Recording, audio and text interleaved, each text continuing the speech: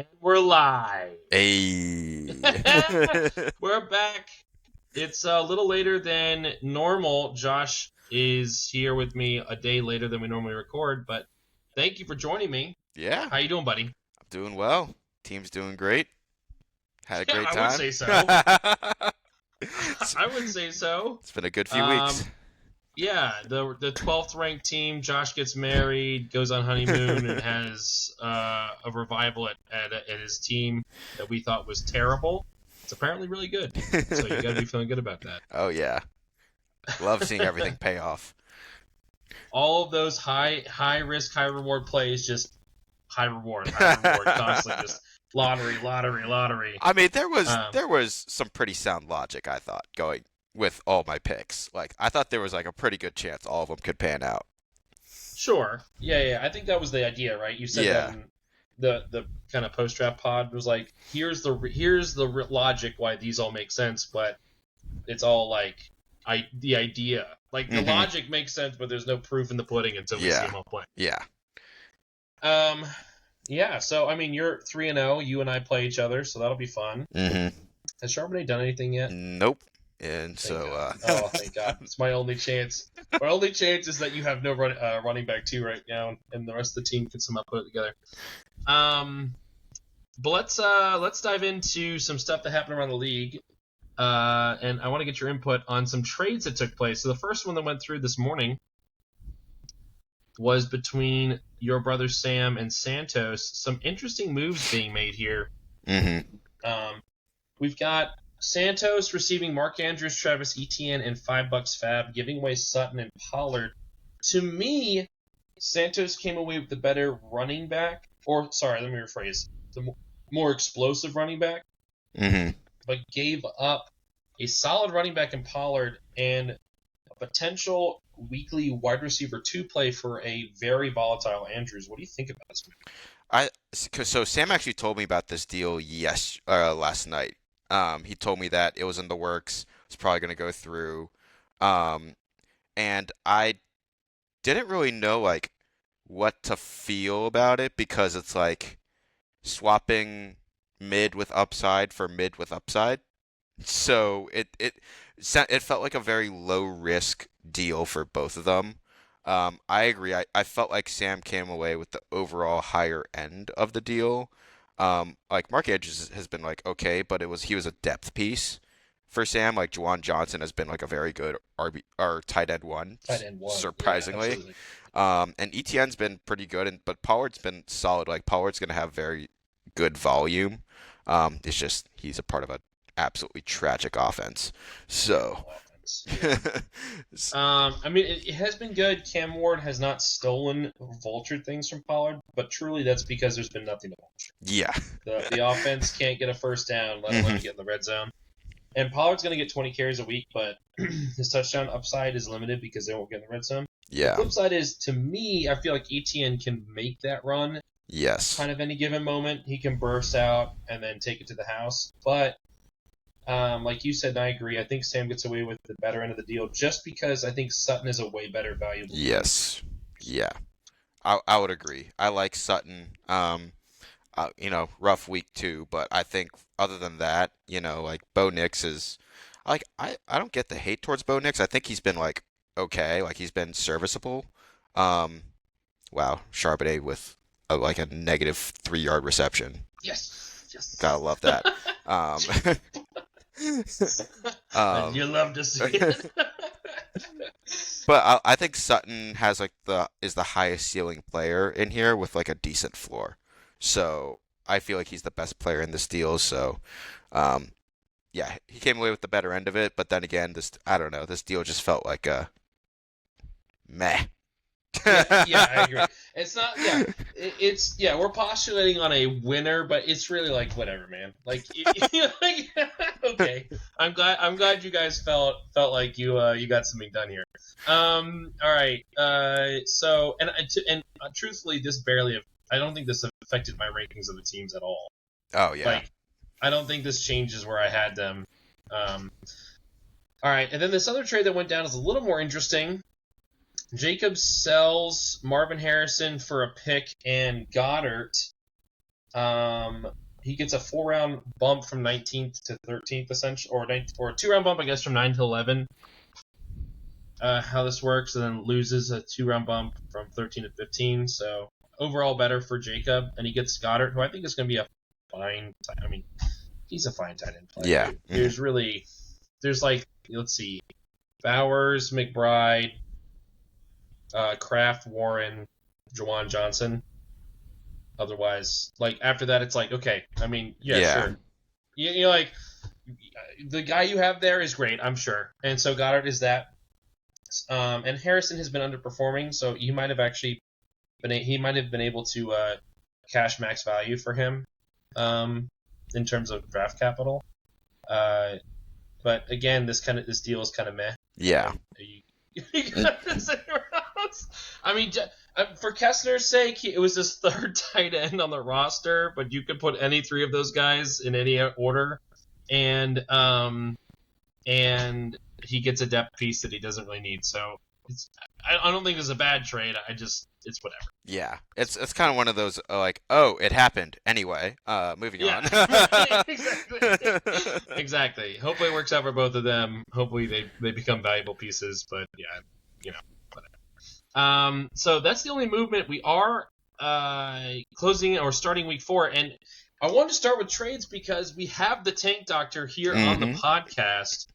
And so it's about that time. When I say it's about that time, it's too early, which means it's about that time to start considering tanking. And I was wondering, who are kind of maybe the top 3 or 4 teams that you think should just rip the Band-Aid off and start fire selling. And when you say my name, it's okay. I'm already there. Go ahead.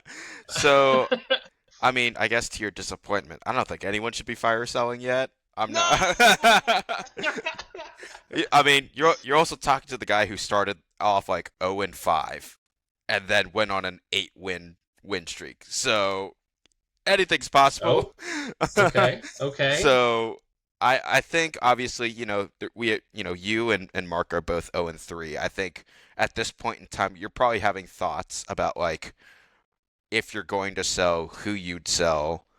And also still willing to like give your team at least like maybe 1 or 2 more weeks, like max. If you go to 0-5, 0-6, then obviously like you're ripping the Band-Aid off, you're pulling the cord, you're ejecting.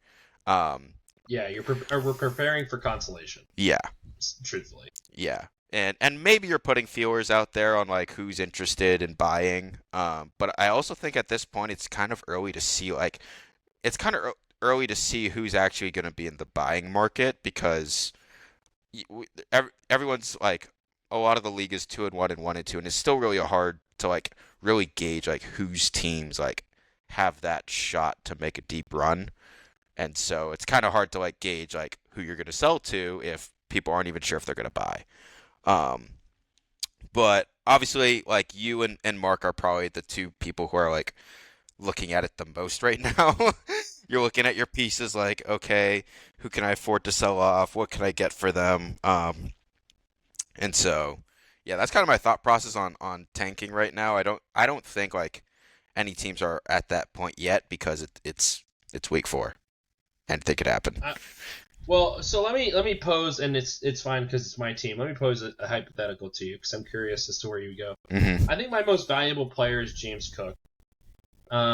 He's been on an absolute tear. He's got a great offense. He has a really good schedule coming up. He has a mid-range round bye. What would be, not players, just if someone were to come to me and try to purchase him for straight capital, what would you say is something I should look for?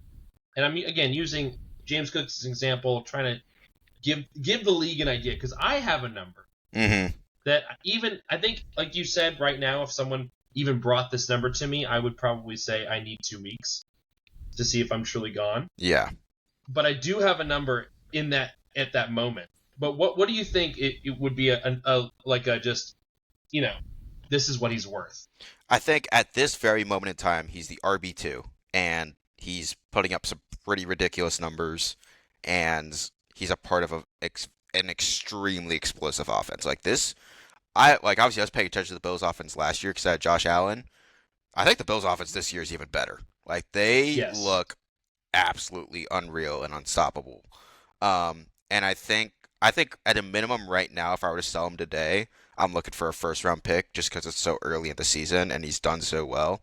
Um, but the flip side is like if in like 2 weeks you're trying to sell him, his next 2 weeks are like pristine matchups, which could boost his value even more. So where it's Even like higher. it's like I'm looking for like a first, like obviously minimum of first. And if you have multiple suitors, I'm looking for like a first and a fourth type thing. Um, now like those are the picks. Now how high, like how much of a pick drop or like round drop you're gonna ask for, that's just gonna vary. Like it's really hard to predict it this far out, but like you're looking for Right. at least a first and another pick if he keeps on doing this and you're really wanting to pull the cord. Yeah, and I think that like so right now, like, and again, I'll talk about my team just because I don't know how other people think about their team, but trying to I have insider knowledge on the old sponsored by Old Spice. I have posted Rice and Jamar, and I've had plenty of inquiries. And for me, I'm looking for performing talent right now because I'm truly not trying Mm-hmm. to quit on this season. But I do feel like if I can capitalize on a big name, maybe give out someone like a Jamar Chase who has a potential to go 30, 35 on any given week to get two valuable players to kind of boost my overall bottom line. Yeah. I'm not against it, or rather, that's kind of what I'm looking for as opposed to capital. Because people have asked, like, how can I just buy him? And it's like I don't really want to just sell him. Like I Yeah. want to trade in. Um, and then Rice in a similar sense, where it's like he can't be played right now. I think he's extremely valuable. I think that when he Mm-hmm. does come back, he's going to be a stud. But I can't put him in my roster right now, so Yeah. I'm looking for someone that I can again to boost the bottom line. So it becomes a tricky situation. But yeah, all that kind of changes if I'm sitting at 0-5. And again, using my team as an example, because there might be league members out there. You might be listening to this podcast right now, going, "I need to get out of Dodge. I need to get out Mm-hmm. of this situation I'm in," and you might be having these thoughts as well. So too early to sell. Directly from the Tank Doctor. You heard him. You heard it here first. But if you are gonna sell, hit us up. He's Yeah. 3-0. I'm 0-3. We'll both buy. I promise you. Okay. So And if you don't think Luke isn't willing to buy, I don't know if you belong in this league. you don't know what you're doing. I will be 0-6 going. It's time to reload. It is time for the push. I will always buy. I try not to ever sell. We'll see what happens. Okay, here we go. Let's dive into the rankings. By the way, did you see that Sam Darnold run? Phenomenal. Well, did you see that Charbonnet run right after? No, did he get? No, wait, don't tell me. 15 yards. No, I just saw the freaking put Walker back in. This is so ridiculous. Dude, I the can't sleeper be beaten by comments. Walker. I don't know if you read the Oh, sleeper comments whenever like there's a rush and it's Charbonnet, but everyone is just like, "What in the Make-A-Wish carries?" They're unhinged and they're hilarious. as long as he doesn't score a touchdown, right? That would be brutal. All right, let's get started. We have a no change. Wait, I just want to make sure this is accurate. Last week, our illustrious teammate Justin did all the. Yeah, he did this correctly. Okay, no change. So Sam is at the bottom at 12. Even after this lackluster move, he cannot find his way out of the bottom. And the team is averaging 70 points a week. I don't know if I have to say anything else. Just, you need something. You need something to change. He has a win somehow. Good for Sam. He's got more than me, so the argument can be made. But at least I feel like I'm averaging almost over 100. And yeah, it's bad. It's bad if you're Sam right now. The Bengals situation is terrible. You're trying to find a quarterback. Drake London isn't performing with Penix. It's a disaster. At least he has Jawan Johnson. hmm Well, Cam Scatabo, I am extremely Yes. interested to see how he does. I thought that he looked amazing in his time that he played yesterday, and I mean, Chargers have a good defense, but they haven't been the most solid against the run. So I don't know. We'll see. We'll see.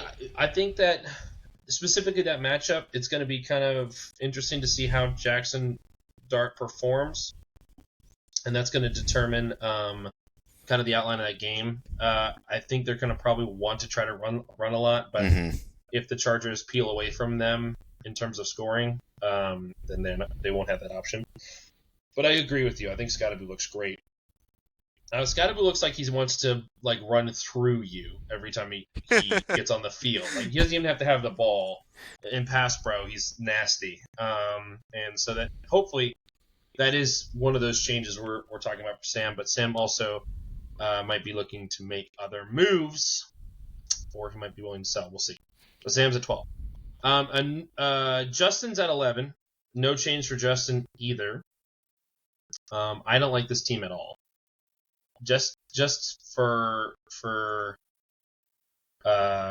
posterity, he's starting Khalil Shakir and Darnell Mooney this week. Say less. I can't in good faith say, yeah, this team has a future.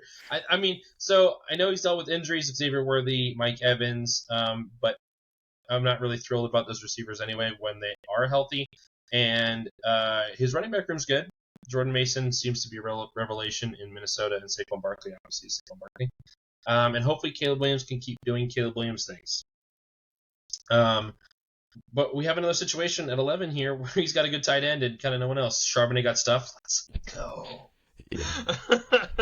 Get off the field. Put Walker back in. Talk to me about Justin's team. Where do you got it? Yeah, I think Justin's game, like right now, he's basically just in like, I just need to, like he told me, he's like, I just need my receivers to get healthy. Like Mike Evans going down was absolutely massive for this team, and Juwan Jennings is, not healthy. Like I think this team with like Xavier Worthy, if he becomes what everyone thought he would become in the preseason, like, and Mike Evans gets back, I think this team isn't too bad. He's just trying to weather the storm. And having one win is a big deal at this stage. Oh no, absolutely. I think that there's the flip side of this too, though. Like Worthy is on a clock, in my opinion, because I don't think the Chiefs' offense is going to sustain two receivers, and I think that when Rice comes back, Worthy isn't that guy that we thought he was going to be. Unless, you know what I mean? Like, yeah. I think that's a huge. It might hurt Rice, but I think Rice just becomes the guy. Yeah. Stop him, please, for love. Are you ahead of me? Are you?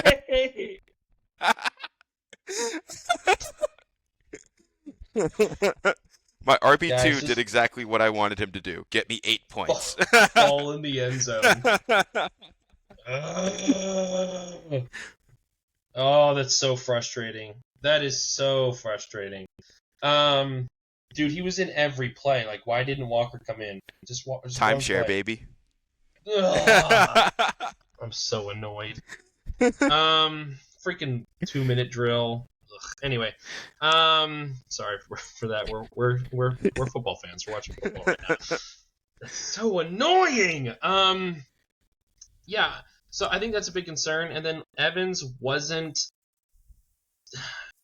The emergence of Ibuka, and then Godwin is coming back. I don't think Evans is going to be a wide receiver 1. I think he's going to be a wide receiver 2. But again, it's kind of concerning for the squad. I don't think the injuries. Like I think you got to go try to find one. I think you got to go try to get a receiver. But the running backs are good. The Denver Broncos situation at running back, as long as you play the right one, which seems to be Dobbins right now, you're going to be happy. And then. What is your outlook on Caleb Williams the rest of the season? I think Caleb Williams is going to be like, I don't think he's going to continue to put up like 29 points or 24 points a game. I think he's going to fluctuate, but I think he'll settle in between the 18 to like 23 points a game. Like I think that's perfectly great. I think he's going to be fine. Like I think he's going to be fine. I've always liked Caleb Williams as like fantasy. I just never looked to draft him because I was down capital and I was keeping Herbert in the 13th. He was someone I like. If I didn't have that, I would have looked to draft, and I do like him. And Ben Johnson. Like he's just Jared Goff did fine in Ben Johnson's offense, and I think Caleb Williams brings more to the table in terms of overall like fantasy because of his rushing ability and scrambling than Jared Goff does. Um, so I think Caleb Williams will be a fine QB1 moving forward. Yeah, I think he should be able to find some balance too with Fields. I think he'll be able to play matchups, which helps a lot because I don't think Caleb Williams is the kind of quarterback that's going to overcome every matchup. But Fields definitely can take advantage, and so I think Justin's sitting his quarterback situation there. All right, next one up is a drop of 6. It's the biggest mover. It's me. I'm at 10. I dropped from the 4 spot. I was at the 4 spot. That was too mistakes were made. And I can't win a game to save my life. I don't know what to help. What do I do, Josh? What do I do? Like I like my team. Yeah. I don't get it. Yeah, I mean, name value of your team, fantastic. However, Ja'Marr Chase gets hit with the 101 curse again. Or, not again. He gets hit with the 101 curse. Brian Thomas Shane Jr. Waldron. We found out it's Shane Waldron's involved with the Jets. Back it in. Brian Thomas is cooked. I can't, dude. I can't. Like, why? How does he keep getting a job? Like, how does no he go idea. in and the head coach is like, oh yeah, the huge success we had with the Bears last year. Yeah, let's bring you on. Like that doesn't exist. Maybe they're like, we'll just have him. I think he's like the wide receivers coach, or like, but he's like he's a the passing game coordinator. You're like, you're not the full offensive coordinator. You're just a passing game coordinator. So how much can you screw us? Apparently, still a lot. So much. So much. And I think your QB situation is really hurting you. Like I've always just not really liked Kyler. I don't, and again, he's just averaging like 16 points a week. And Jordan Love isn't like the greatest fantasy quarterback either, so I think that's also kind of dragging your team down. And then tight end, I mean, kind of self-explanatory. So I feel like you have like some very heavy hitters and some very like stinky hitters, so it's kind of like dragging you down in that sense. Wants to throw his 3rd pick of the night. I like Love a lot. I think that the Cleveland game is going to be a flash in the pan. He's got before that game, he had the highest average depth target in the league with a really high-powered offense. And I think this week in Dallas specifically, we're going to see him fry. But he is unproven, so I'm not going to argue with him. And then obviously Pitts to me it just falls in that aforementioned pile of tight ends. So like, sure, he's not going to juice you. He's not going to go huge. Would I like an upgrade? Sure, but the teams that have an upgrade aren't going to trade him. I think my most frustrated thing about this team, and it's something I've rarely ever done, is just the lack of playable running back depth. Like I have my handcuffs, and I'm happy with my handcuffs and my running back room, but I have like no ammo to trade or to do anything. Yeah. So like, and like that's weird. I like having like, the David Montgomerys, I traded, I guess, the one that I had, Nick Chubb. I like having those players because starting running backs are a commodity that you can make moves, and I'm definitely feeling it right now. And I'm like, I don't want to sell low, like Ja'Marr Chase, for example. We talked about it. I think he's gonna be fine. Like obviously his consistency is taking a hit. But he can go crazy. I know he can go crazy. We saw him do it with Browning in week 2. So it's definitely a thing that can happen. And I guess, hoping that he turns it around and finds some more consistency and they fire Shane Waldron. JT, the pod is being recorded right now. I see your message. JT, yeah. This is a message from the past to the future. We're recording. Where's the pod? Also, this guy. And also, a thing I will say about Chase and Kyler Murray sacked. I don't know if you watched that Cincinnati-Minnesota game and what Minnesota was doing on defense, but it was wild. like some of the stuff they were doing on defense. Like yes, no, I did. For like putting up that type of performance because I mean, if you're not like a starting quarterback and a good starting quarterback in the league, I don't think you were beating or like No, getting anything on them. I'm with you. I think that game was more Vikings than it was Bengals. Yeah. Like we have a production of Browning being proficient. Not obviously not he's not Joe Burrow, or else they wouldn't have him on the roster. But he's a fine starting or backup quarterback who typically is going to perform well. And the Vikings just have a crazy good defense, and they were ready. Like they came to me in that matchup. They came ready, and I paid. Yeah. Chase still had an okay game, but doesn't fumble. Yeah. He would have had like 9 points. Yeah. You've been put in just an unfortunate spot because Cleveland's defense has been unreal this year. He's faced Minnesota's defense with a backup QB who's also been unreal, and you get Denver this week, so he's getting PS2, which is like, and obviously like Chase is like usually matchup proof, but with a backup QB, like that's kind of tough. If there's anyone in the league that's gonna break the matchup proof, it's freaking PS2. Yeah. All right. Enough about me. Moving on. It is JT at 9. See, JT, we're recording, and you're here at 9, where you were last week. It was nice. Did you get to listen to the pod from last week? I did. Yes. What did you think? How did JT do? Oh, I thought he did great. That was a very entertaining pod. Okay, good. I'm glad. I thought so too. We ended that pod, and Justin goes, "That was a banger," and I was like, "Yeah, that was." But JT, here you are at 9. You've made no changes. You beat my terrible team. Congratulations. Barely.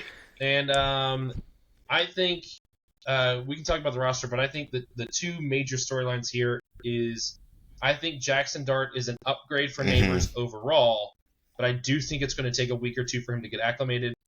And he's facing the Chargers this week. That's tough. That's a tough matchup. And I think that A.J. Brown's flash in the pan is just going to highlight a very inconsistent season from him.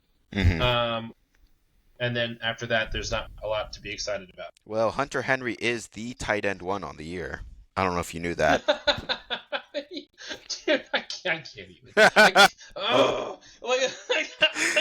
This has been my season all year. Like, of course, Hunter Henry. He's a nothing burger until he plays me. Then he's going to go 8 for 11 for 90 yards and 2 touchdowns. You better believe it. Unbelievable. I mean, to me, you tell me I'm wrong. To me, Hunter Henry's in that pile of tight ends. Oh, absolutely. Should you start him? Yeah, sure. But are you like, woohoo, I've got a top end tight end? No, you don't. Like, don't lie to me. Like, you have Hunter Henry. Yeah. He's going to be consistently meh. You had a boom week. It's good that he can have boom weeks, I suppose. I'm looking at JT right now. He's playing Guy, which I would say good luck. Jackson Smith and Jigba on the half has a carry for 2 yards, no receptions. He's probably getting the Will Johnson treatment. Yikes! Is Will Johnson that good? Yeah. He came back though, right? Like the Cardinals he was injured, but he's back now. I think he's back. Yeah. I know is like I've seen some like stats about him.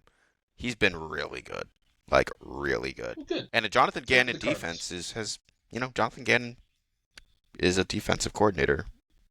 Yeah, they normally play better than they are. Yeah. Usually, the Cardinals defense. But anyway, sorry. And then do you think how long does it take for Travion to become a bell cow, or do you think it will ever happen? Honestly, I think it might be coming sooner because the Antonio Gibson and Ramondre Stevenson fumbling issues do not go well with Vrabel. So I think it's just a matter of time. I think he'll be good once he starts becoming that bell cow. But I think it might end up being a freaking timeshare disaster for everyone. I think he'll start to emerge, and even if he's in like a timeshare, he'll be an efficient back where he'll average like 12 carries for like 80 yards and a touchdown type like thing. A Gibbs from Yeah. Like I think he'll be that, and I think that'll start to be as Chubb starts to recede to Woody Marks, but that's just. You think that's going to happen? Well, we'll get to Woody Marks. Don't worry. All right. Speaking of Marks, but not Woody, it's Mark. He's down 3 spots. He's at the 8th spot. And he's the only other 0-3 team. He loses CeeDee Lamb for at least a chunk of time. Not for the year, but at least maybe a month. and his bench of Ravens all of a sudden doesn't look so good to play. He does get to play Lad McConkey, who's Mm-hmm. been sitting on the bench. Okay. But Brock Purdy's back in the starting lineup. We'll see if he plays. The team, similar to mine, has been unsuccessful. No one being consistent at all. I think I'm most concerned about Breece Hall and the Texans' offense, which you said at the start of the season the Texans suck. You Mm-hmm. think Nico turns it around and becomes a true wide receiver one? I think he'll. I think he'll kind of be. I think he'll be pretty volatile, to be honest. Like Jacksonville, like that's the team that Jamar Chase absolutely torched. Like their secondary is not the best. So that and really his day was salvaged on a 50-yard touchdown. Like you take away that 50-yard touchdown, it's 7 for 50, which is like but Yeah, not good. it's less of an indictment of Nico Collins as it is like that whole offense or like Texans offense just looks broken. Like CJ Stroud does not. I think mentally he's a little compromised. I think the offensive coordinator is kind of incompetent, and their offensive line is even worse.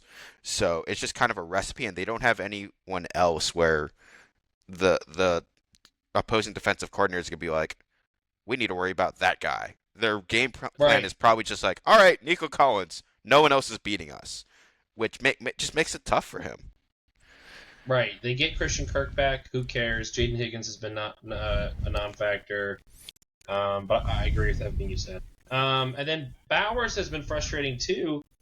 He has been hurt. He's been playing hurt, which can't help. But this was, and you saw it in Mark's draft strategy. You were kind of counting on this stud Mm-hmm. tight end to be a difference maker, and at this point he has not been. What's your outlook on the Raiders' offense in general? We did skim over Genty on Sam's team because it seems so bad. What do you think about the Raiders and how they're looking? I'm also kind of out. I've been out. Well, I also said like think you remember when you were at our my parents' house. I was like, you're a hot take that could genuinely like be true, and mine was like the Raiders' offense just as a whole is gonna suck. Like that was my. Yeah. I was like, I this is a hot take, but I could genuinely see this happen. And that's exactly what's kind of happened so far. Like the Raiders are another team where their offensive line looks absolutely broken. Like I don't know if you saw the stat. Like to talk a little bit about Ashton Genty, I think he has like 143 rush yards on the year. I did see that. He has like 160 yards or like 146 yards like after contact. He has Yeah, more yards after contact than he has rushing yards on the year. Like it's not yeah. like Ashton Genty is not bad. His line is just like the worst we've ever seen. He is consistently getting hit a yard or two behind the line of scrimmage and making a yard or two gain, which is hard to do. Like it is Yeah. hard to consistently find 3 or 4 yards after contact, and he's doing it. And it does not puff the stat sheets up, but he's doing it And I all don't know the if time. you've seen the Raiders schedule, but it Yeah, is it's brutal. brutal.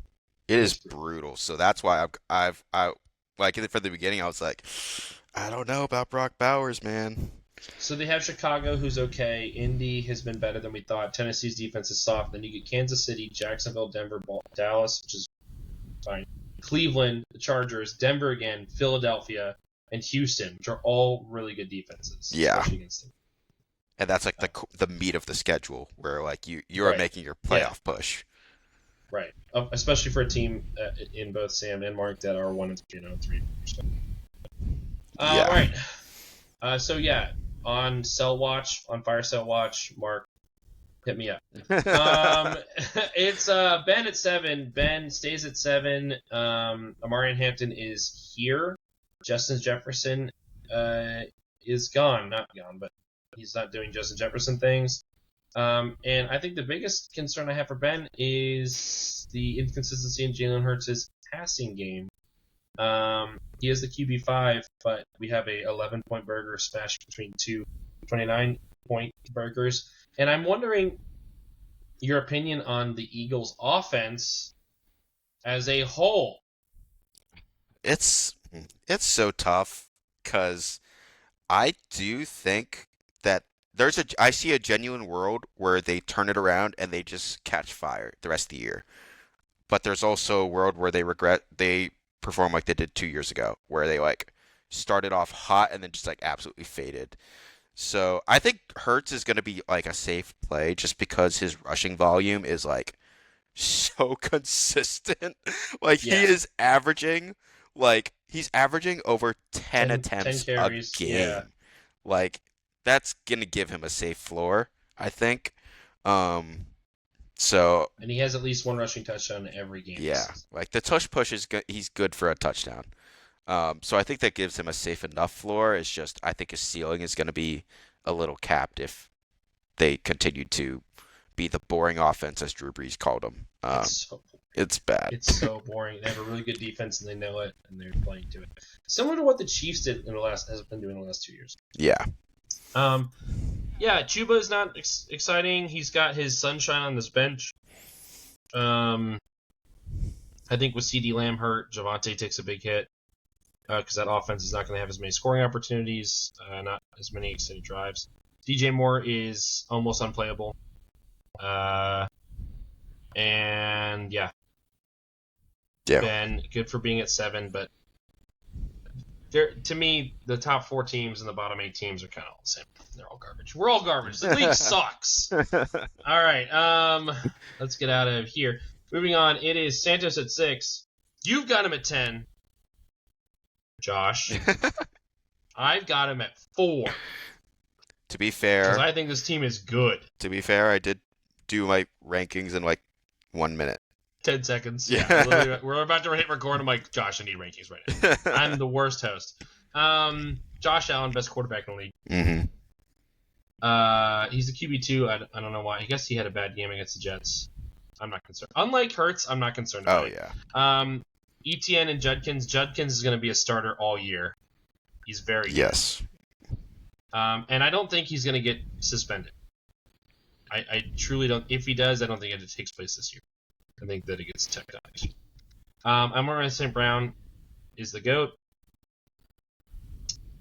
Zay Flowers has been very good. He's had one bad game. Targeted a ton. Last week was kind of a fluke in terms of targets, which is very odd. But he had 11 targets against a very stout Cleveland defense. And they're going to have to throw the ball against Kansas City. Houston, they might have to, but the Rams, they will. And Zay Flowers has been very good. And then he had Courtland Sutton, traded him away for Andrews, who he's not even playing. And I just remember that Isaiah Likely is coming back, so I like this deal less for Santos the more I think about it. But David Montgomery, he is able to sit in his bench because he's able to put Tyreek Hill, who's kind of come back. And I really like Harold Fannin, who is his tight end. So why did he trade? I'm so confused. Wait, why did he trade for Andrews?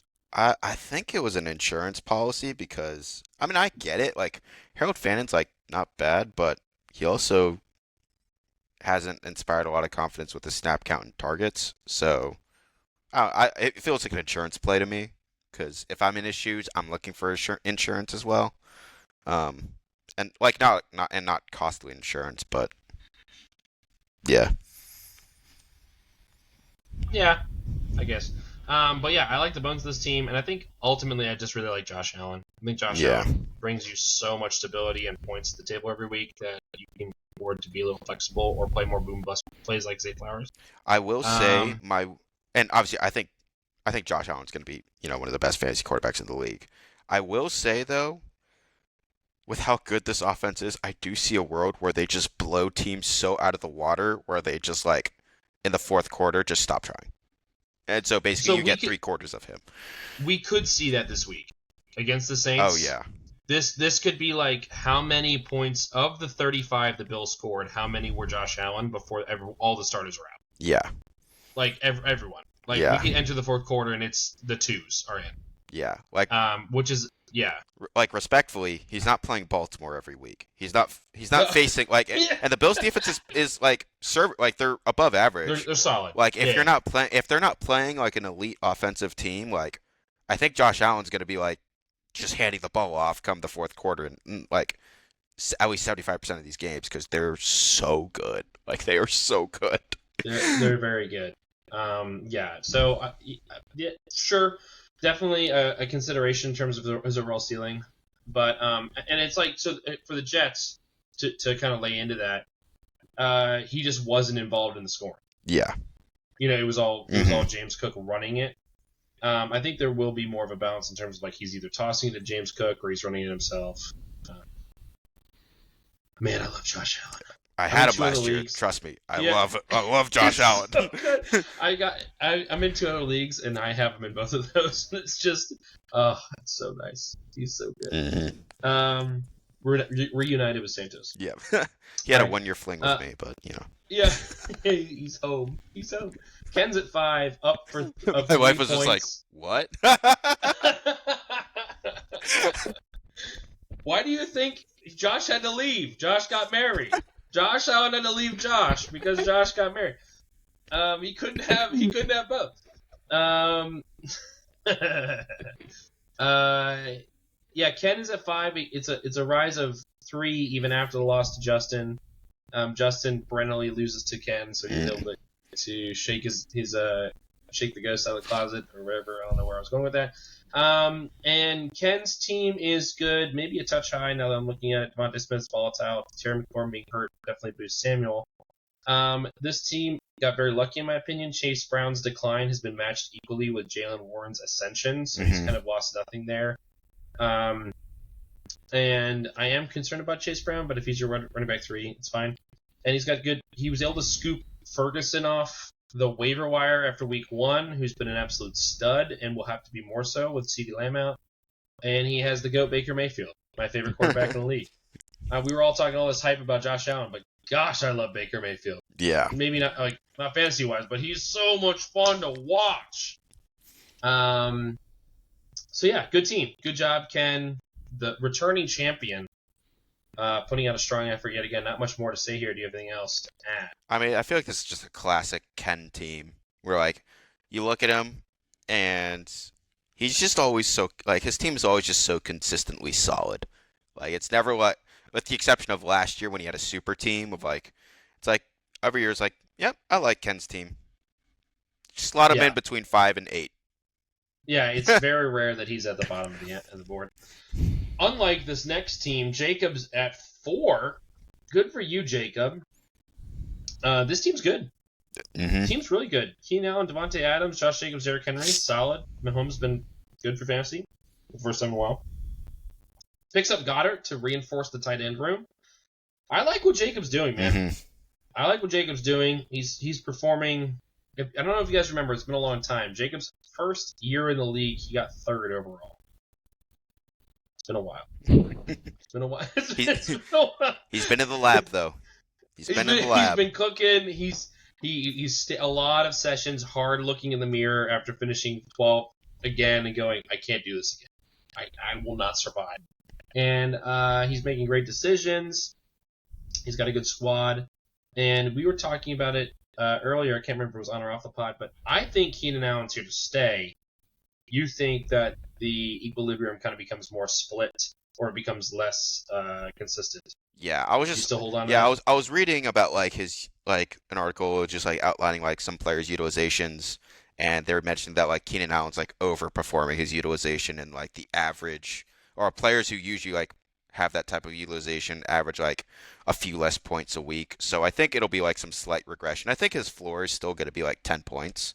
But I feel like we'll see him more performing in the 10 to 12 point range than we will 14, 16 on the weekly. I just think that Ladd McConkey he's not going to continue performing like he is. I think he's going to get some targets back. So, but we'll see. I could be wrong. I very much could be wrong because Keenan Allen and Justin Herbert have a great history. Yeah, so. I think the biggest surprise on this team has not been McConkey or Allen. It's the continued use of Quentin Johnston, which is, I think those targets are hurting Ladd, not Keenan. I think that if any pendulum swings, it's away from Johnston and on McConkey. Yeah. And I think Keenan's going to get, he's doing 65, 68% of snaps, and I think that they know that he's older. They want to maintain his snaps, make sure he's not being overplayed, and they know when he's on the field, it's utilized. Yeah. So I think he's here to stay, but kind of an interesting situation for Jacob. He has 2 wide receiver for the team. He has 2 wide receiver 2s. Adams is the 2.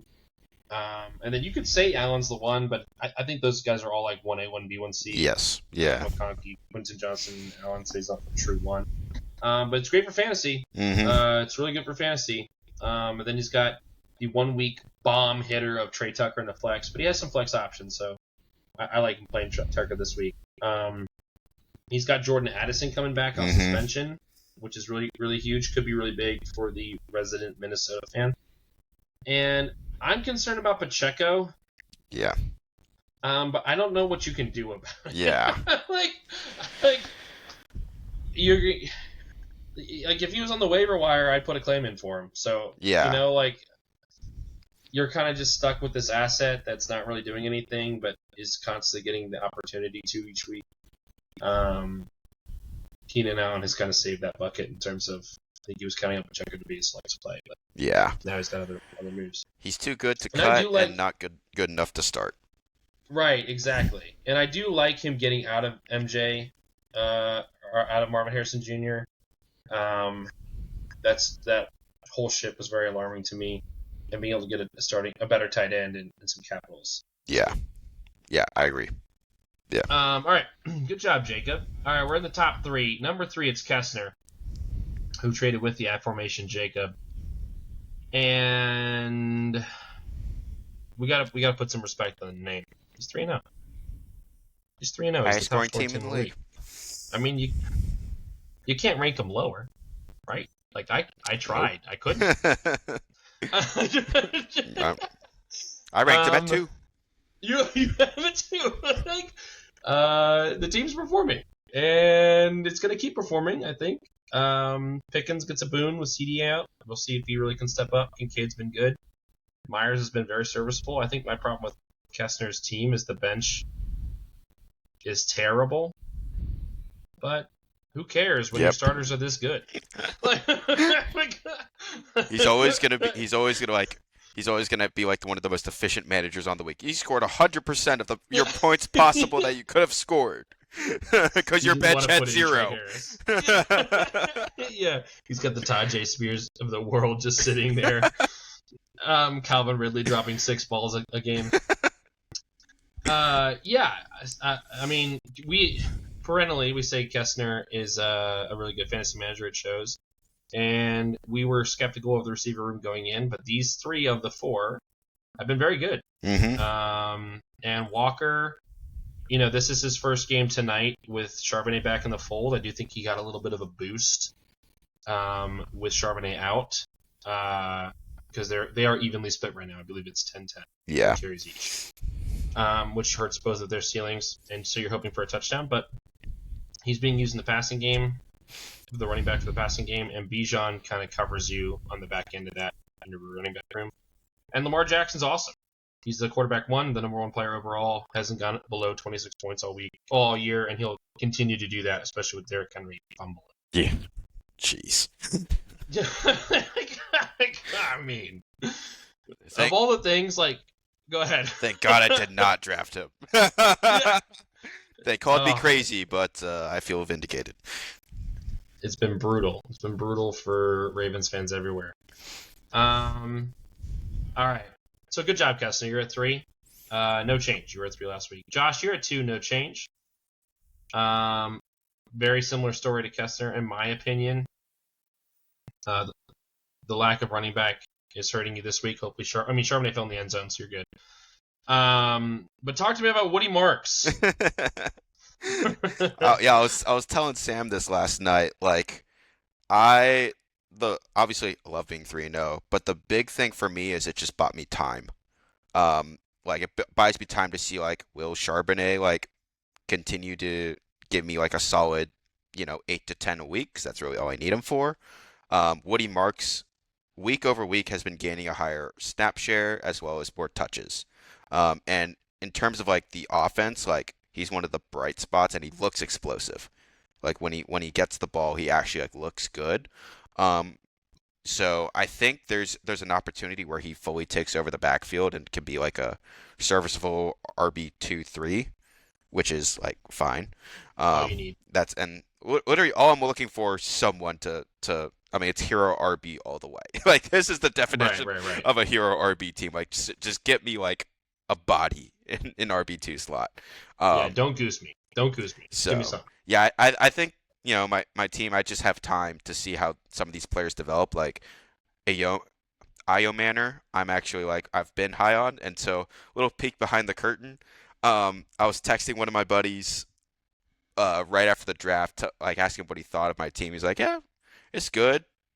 I feel like you could have done better." I was like, "I didn't have a third and a sixth." He's like, "Oh, then you did well for that position." And he was like, "Also, I'm let you in on something.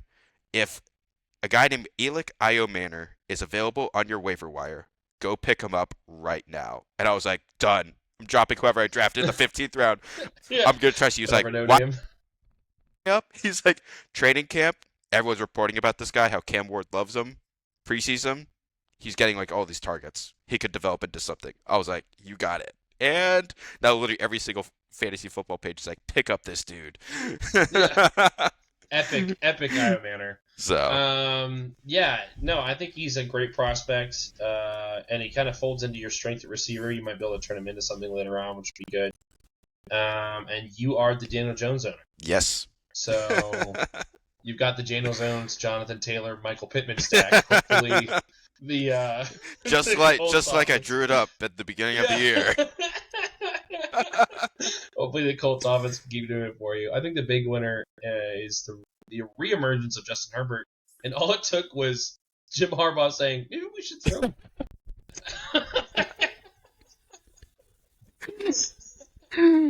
Maybe we should make Justin Herbert the focal point of offense, and Mhm. not in the run game.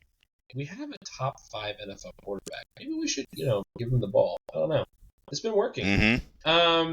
So yeah, great boons, and obviously drafted well. Hopefully your injury luck can stay lucky. Yes, that's the hope, and I knew that was the risk when I drafted him. But hey, I mean, at least through 3 weeks, my first round pick's the wide receiver one, and my second round pick's the RB one. So, I mean, Yeah. I was talking with Sam about this. Sam was just like telling me yesterday, he's like, "Dude, your team is doing well because the Colts. You know the Colts offense is gonna regress, right?" I'm like, maybe a little bit, but I still believe. Hasn't happened yet.